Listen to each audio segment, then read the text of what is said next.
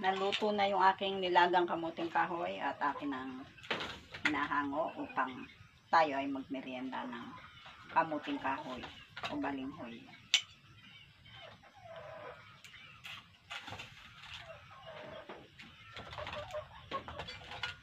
Medyo nasunog pa yung ating nilaga.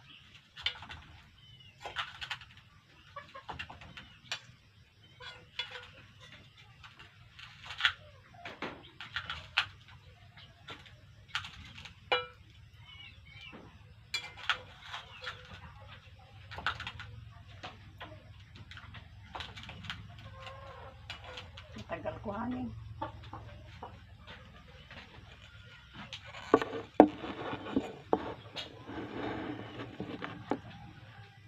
Umuusok-usok pa ang ating nilagang kamuting kahoy.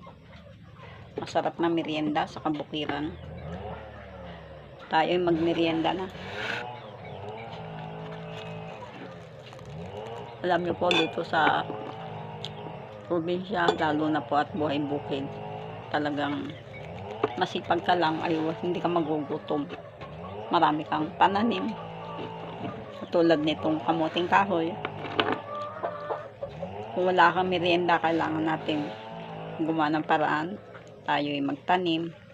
At pagka may laman na, pwede nating anihin at ilaga natin para tayo makamerienda.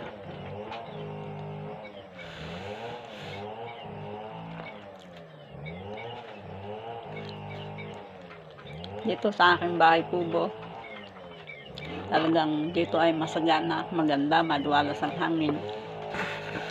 Talagang kaya-aya po, nakakaganda sa ating kalusugan ng malamig na hangin. Diyan din ang mga pagkain organic, katulad po na kinakain ko ngayon na kamuting kahoy o balinghoy. Kain tayo.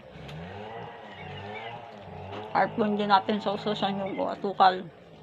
Pag po nilaga natin, bulbulan lamang natin asin para sa ay malasa.